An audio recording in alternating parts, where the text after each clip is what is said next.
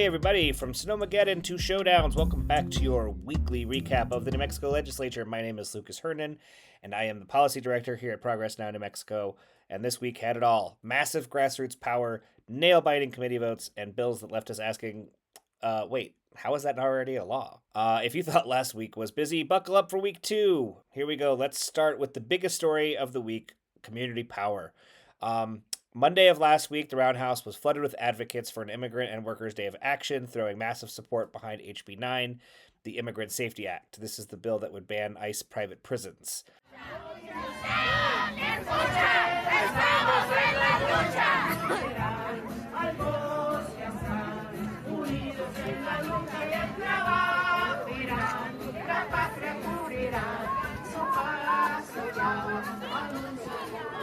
Testimony from supporters was brave and compassionate, while opposition came primarily from the private prison operators worried about their profits, and of course the Republican lackeys who joined them in that.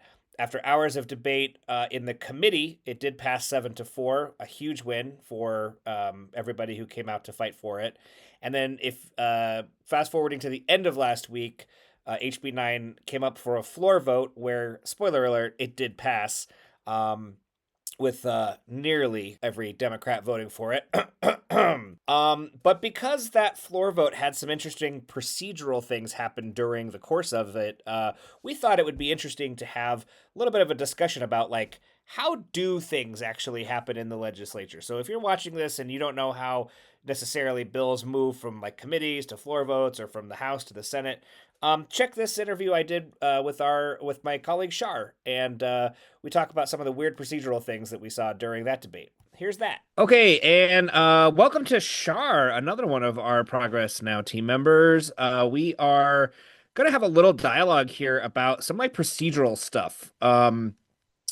We had our first big floor debate of the session last Friday with HB 9, the bill that will hopefully ban ICE detention centers here in New Mexico. For many of us veterans, it was a floor debate that had all the fun things, all the procedural motions, like an amendment and a call for a roll call vote. But we realized that, maybe not everyone knows what all these different things mean and like how things actually work in the legislature. So, yeah, Shar, thanks for coming on. Yeah, let's just kind of kick it off. You want to introduce yourself real quick and then we can just jump into it? Sure. Hi. Thanks for having me. My name is Charlotte Madueño. I am the, distribution manager here at Progress Now New Mexico and avid session watcher, I guess. Yeah. For those of us that get really into it, it's been an interesting one so far. Not too many big surprises, but there's always something, right? Always. We Yeah. always got to keep watch. Yeah. What'd you think of the floor debate on Friday? It's very expected. It's kind of sad to watch that we're not just passing bills and coming on with a positive, like, let's change for the better attitude. I think it's kind of disheartening hearing that we have to have these floor debates that go on for 3 hours just to waste time. I think Yeah. it's a disservice to New Mexicans. Yeah. Yeah, I couldn't agree more. So that you actually just brought up the 3 hour thing. So like let's start there. Let's start with like a little bit of a difference. Obviously, we have a bicameral system, right? We have the House and we have the Senate. Each house is sort of governed by different rules that they have agreed upon. Um, the it's important, I think, for people to understand that like rules are not laws, right? So Right. these are things that we could just change if we wanted to. Um, but yeah, so in the House, they have this rule about debate. It can only go on for 3 hours. And that Right. doesn't exist in the Senate, right? Right.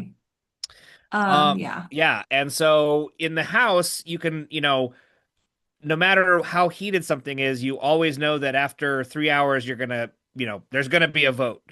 Whereas over in the Senate, you and I have both sat through some long filibusters where a senator gets up and just takes up as much time as they possibly can so that no other bill gets heard, right?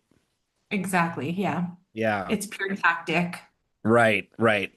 And yeah, and so I think speaking of pure tactics, right, we did see the minority party, the Republicans, they deployed two of their favorite tacticians on Friday to talk about HB 9, John Block and Stephanie Lord.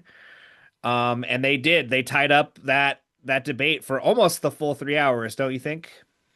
Yeah, it's very winded and very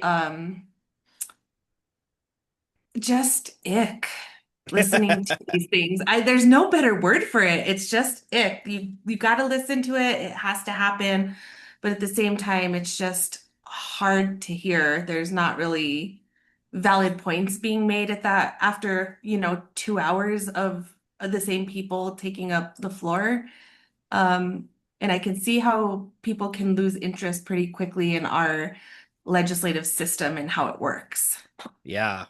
Yeah, because like if you care about something and you've been watching it, you've already heard some of this debate as it went through the committees.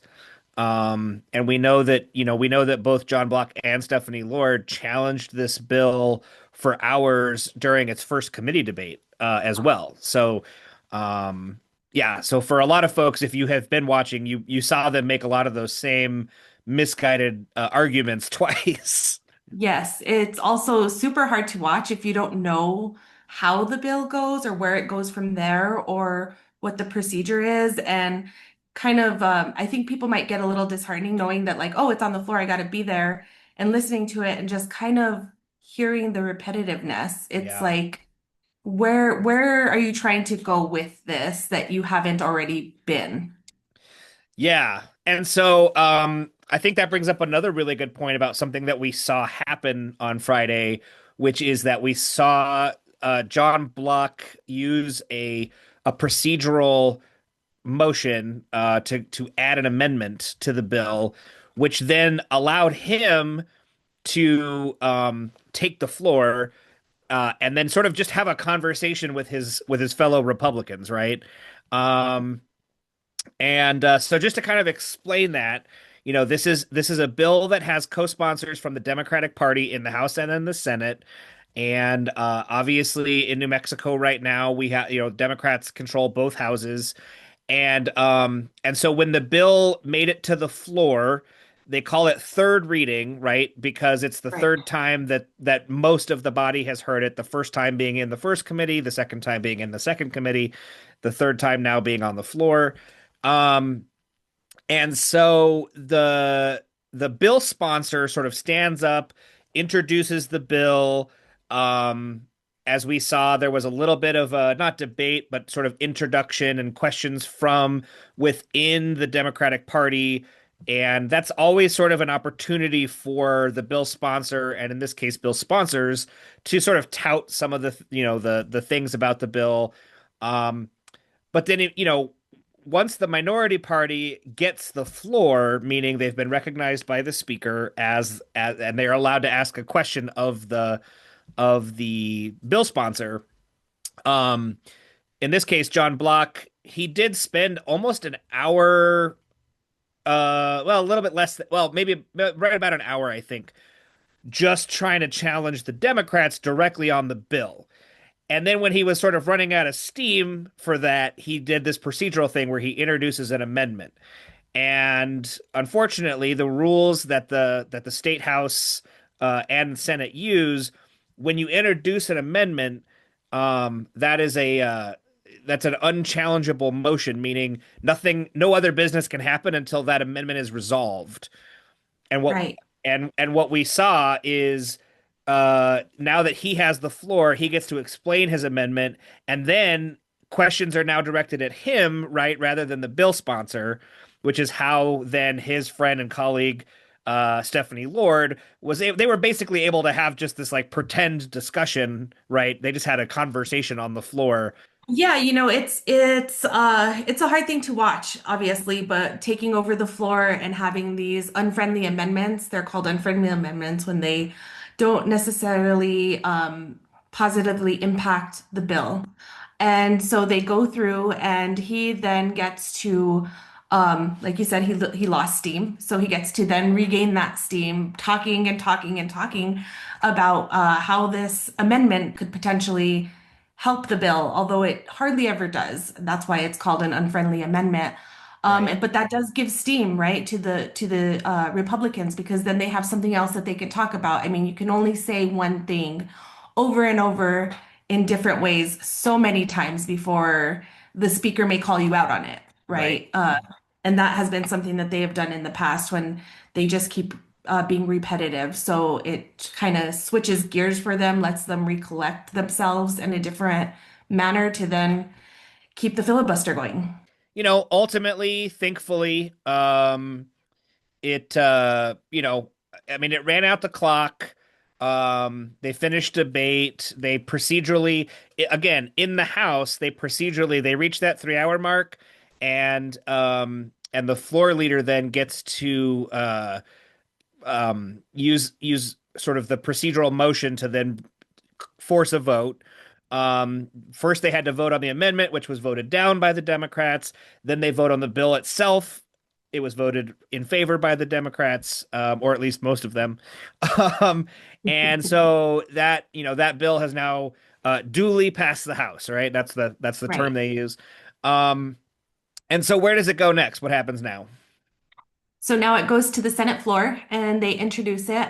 And then from the Senate, they assign committees. So just as the House, they typically assign two committees, sometimes one, hardly ever three, but you get into that. They assign it and it'll go through the same process. It'll go to the committees. They'll do the same thing about listening to the bill and talking about it, debating it a little bit.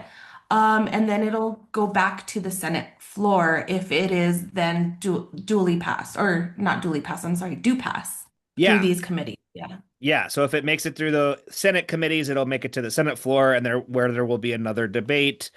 Right. And again, in the Senate, there's no time limit, and so a bill like that has um, you know, the potential to be contentious on political lines. It could get filibustered.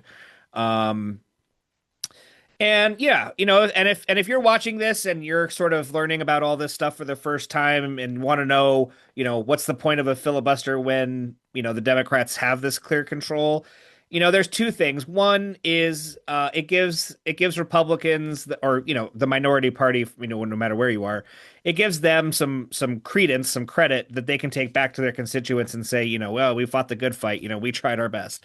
Um, but the tactical thing is that it slows down business on the other side, right? We know that there's a bunch of important bills every year, but this year in particular. So any time that they spend talking about, this bill, is time that they're not talking about another bill, right? Right. I'm glad you mentioned that. There's a lot of people out there that don't know what the process looks like, that don't know why they do the things that they do. So I think it's really important that we are out there and explaining these things because I know there's a lot of people that want to get involved that don't necessarily know where to start or know where to go from what you want to potentially support, right? And Right. so I think it's really important that we get out there and we explain the process and the different terms that are used that might make things easier for the general public who doesn't watch the legislative session normally understand it a little bit better. Yeah, well, that's what we wanted to try to help maybe help educate some folks and maybe in the future we'll do some other deep dives into some of the specifics like, how the budget process works or yeah, like how tabling works because I think tabling motions are pretty Right, fascinating to me. When a bill gets tabled, sometimes it's just a way to like get rid of a bill. Sometimes though it really is strategic where they take it off and then they do some work on it and they bring it back. right, Um, I guess the last thing I'd like to say on this one is, um, if the Senate makes any significant changes to this bill in the form of a committee substitute and a committee substitute is that just means that if a committee in the Senate, they read HB 9 and mhm, they like it, but they want to make a change to it, sometimes you can just make an amendment to a bill and in that case, the language for that is House Bill 9 as amended. Sometimes they'll say it that way. Other times they'll rewrite the bill entirely just with some of the changes they want in it, and that becomes a committee substitute for the bill. So just if you hear that on, if you're watching this and you wonder what the difference is, that's the difference. Um, what happens if they do make significant changes in the Senate? If it's a different bill from what the House passed, what happens then? Right, then it has to go back for concurrence. And it goes back to the House floor and they have to then call the vote, right? So it's a whole lengthy process again. It just uh, will go back and hopefully will pass because they know that it's already been through both chambers. But sometimes it does get lengthy. Sometimes you get those long debates again. Yeah. And just eating up the time, even though we know that this is something that will be eventually passed. Typically, you already know who is supporting of this bill, and typically the amendments are friendly, so we don't get um, too much feedback from the Democrats if it's the Democratic bill, if we're talking about HB 9. They've already read the amendments and typically agree with them if they're friendly. So it's not necessarily like a we got to catch up on the floor type of situation. Um, they're they're already pretty caught up at that point. So it's just really up to the vote. Yeah. I think that covers a lot of what we've already seen and what we can maybe expect to see. Anything else you want to add? Any just little tidbits, just information that you think the average watcher might enjoy knowing? Yeah, I think if you're watching anything, the best thing to do is to go to the NM Ledge website, find the bill number that you're watching, and in there, just look at it. It's not a long page. It'll tell you where the bill is. It'll tell you where it's going next. It has the recommendations of the House to the committees, and then you can search the website for those committees, find out what time it's being held at, and voice your support or your opposition, depending on what bill you are looking at. That's right. Yeah. Yeah, that's a great recommendation. Yeah, thanks for that. I it can be a little bit wonky if you don't know what you're looking for, but once you kind of have navigated it, actually the New Mexico legislature website, nmledge.gov, legis.gov, um, is it's actually got a lot of information and it's not that hard to navigate kind of once you know what you're doing. So, Exactly. It's a pretty friendly site. And if you want to watch what's going on the floors or the committees, you can also do that on that website too by the webcast. yeah. Cool. Okay. Well, thank you for helping us walk through some of these weird nuances of our government. Shar, appreciate you being on. And yeah, I guess we'll probably be back before the end of the session with something else. So until next time, thanks for tuning in. Thank you. Okay, thank you, Shar, for joining me for that discussion about how some of the policy and procedure works there on the floor of the House and in the legislature. Keep tuning in. We may have more discussions like this in the future as more weird things keep happening.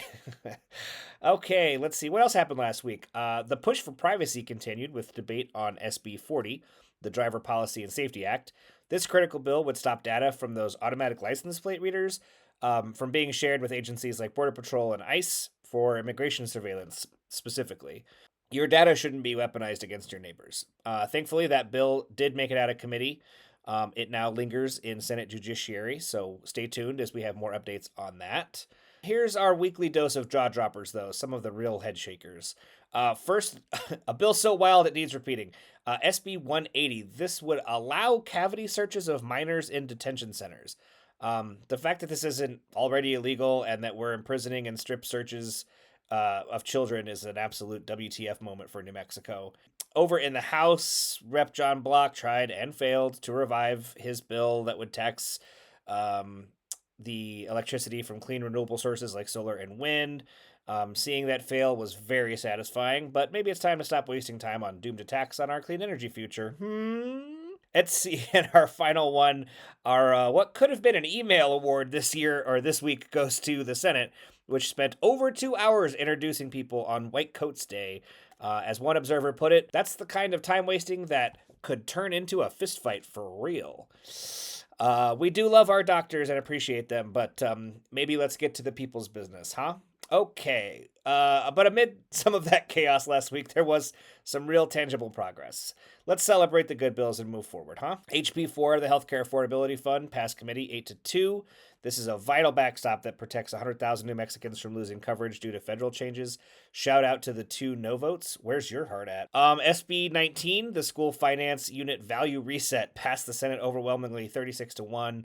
Even across the aisle, was acknowledged as essential. This basically has to do with sort of an emergency funding situation that has hit our educational systems, and it made it through the House as well on Friday. And just as an update, last week we were encouraging you to call out to your senators in support of SB 18, the Clear Horizons Act. Unfortunately, that was rolled from committee last Thursday. It should be heard today. So this video comes out on February the 3rd, which is a Tuesday.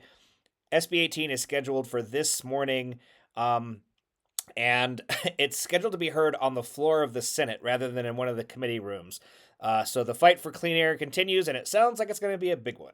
One final call to action this week is that we need to fund our Secretary of State's office. Believe it or not, this simple idea has become a weird political hot potato. And so to help break that down, here's some more information with our Deputy Director, Joe Cardillo. Welcome back, Joe, to our weekly recap here at Progress Now, New Mexico, covering the legislative session for 2026.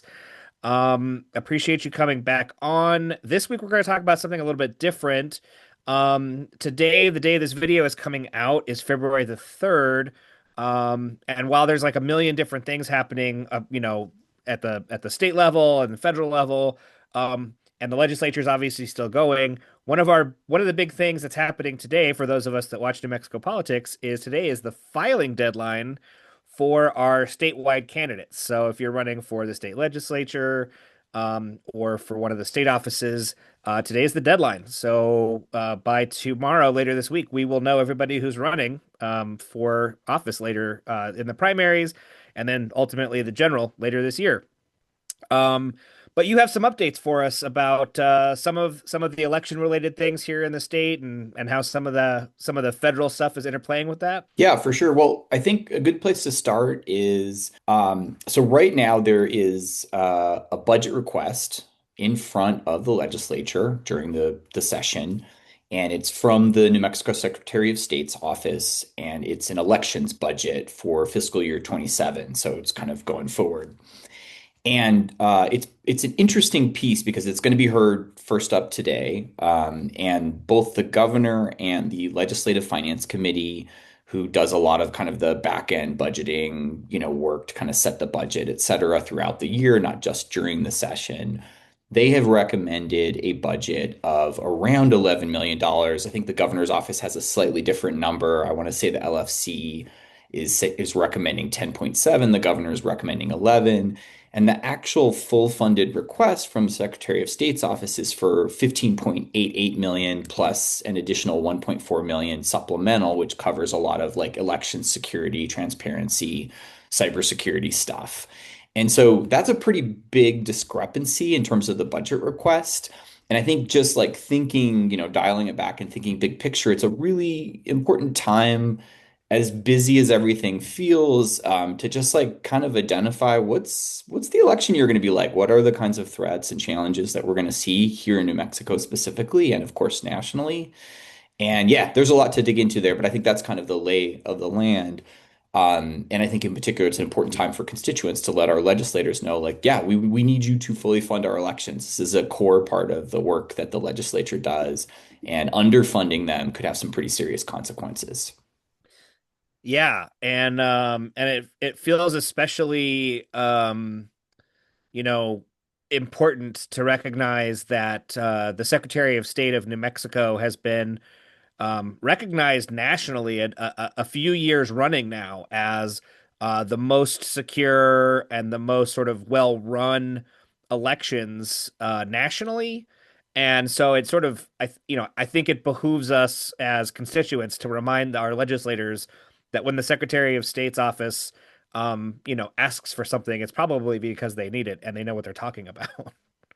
Yeah, I mean they've run a very transparent, tight ship over the last decade. And, credit to Maggie Toulouse Oliver, the Secretary of State, as well as the entire team that is in that office.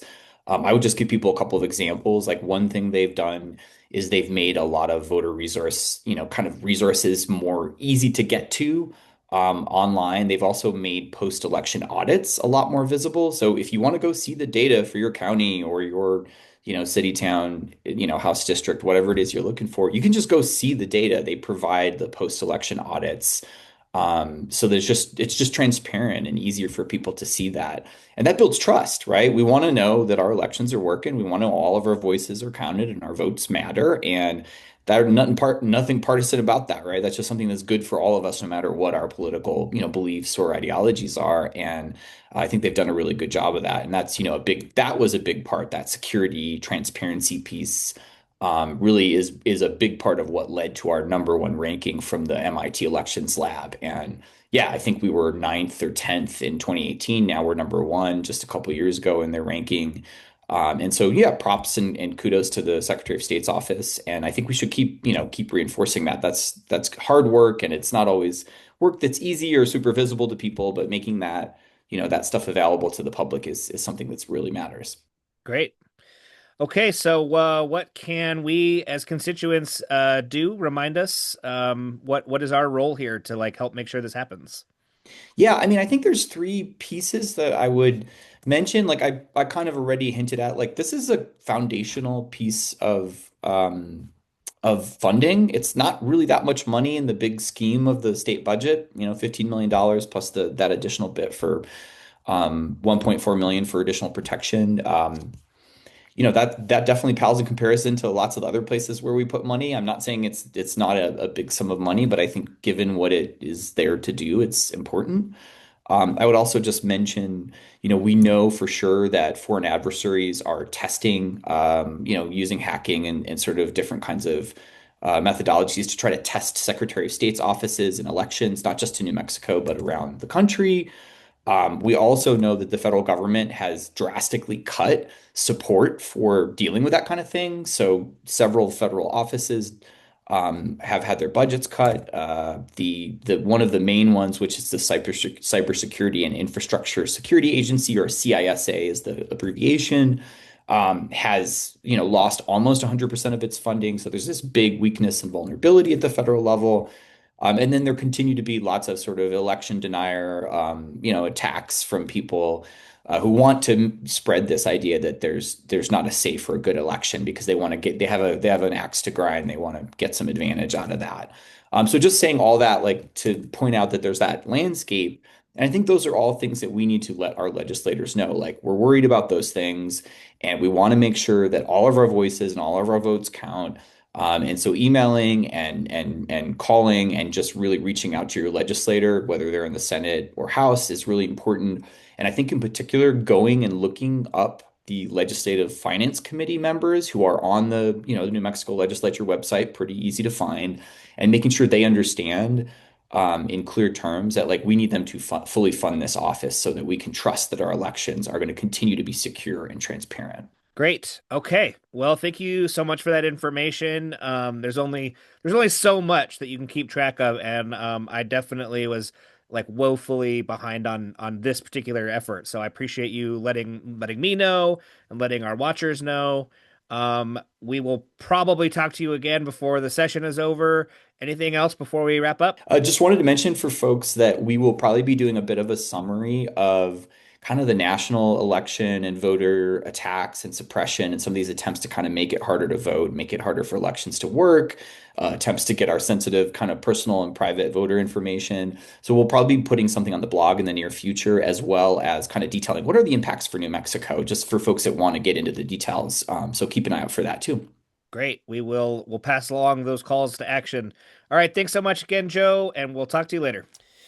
We ended the week on a note of solidarity. On Friday, Progress Now New Mexico stood with the Ice Out movement. In lieu of our daily video, we joined the call for justice, recognizing that some fights transcend the daily legislative chisme. So what's the takeaway from week 2? People power works. It drowned out the private prison lobbyists. It's pushing critical protections forward, and it's exposing the jaw-dropping gaps in our laws. Your voice is the engine of the session. Call for HB 9 to be heard in the Senate. Call for SB 40, and continue to call for SB 18 Clear Horizons Act. What bill shocked you the most this week? Let us know in the comments. Subscribe, hit the bell so you don't miss a single update as we head into the crucial middle weeks of the session. Again, my name is Lucas here at Progress Now. Stay safe, stay resilient, and keep fighting, New Mexico.